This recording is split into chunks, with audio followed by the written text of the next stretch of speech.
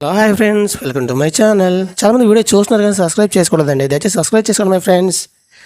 పల్లకిల్ల వేదికగా శ్రీలంకతో 3వ టీ20లో తలపడేందుకు టీమిండియా సిద్ధమైంది. మంగళవారం జూలై 30 సాయంత్రం 7 గంటలకు ఈ మ్యాచ్ ప్రారంభం కానుంది. ఇప్పటికే సిరీస్ కైవసం చేసుకున్న భారత్ క్లీన్ క్విష్పై కన్నేసింది. మరోవైపు శ్రీలంకతో కనీసం ఆఖరి మ్యాచ్లోనైనా గెలిచి పరువు కాపాడుకోవాలని భావిస్తుంది.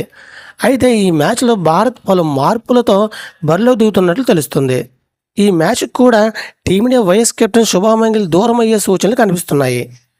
వెన్నునొప్పితో బాధపడుతున్న గిల్ విశ్రాంతి పొడిగించాలని జట్టు మేనేజ్మెంట్ నిర్ణయం తీసుకున్నట్లు తెలుస్తుంది.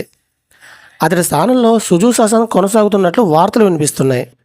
అదేవిధంగా star all rounder Hardik Pande, Akshar Patel, pacer Mohammed Siraj కూడా ఆఖరి మ్యాచ్కు విశ్రాంతి ఇవ్వనున్నట్లు పలు రిపోర్ట్లు పేర్కొంటున్నాయి.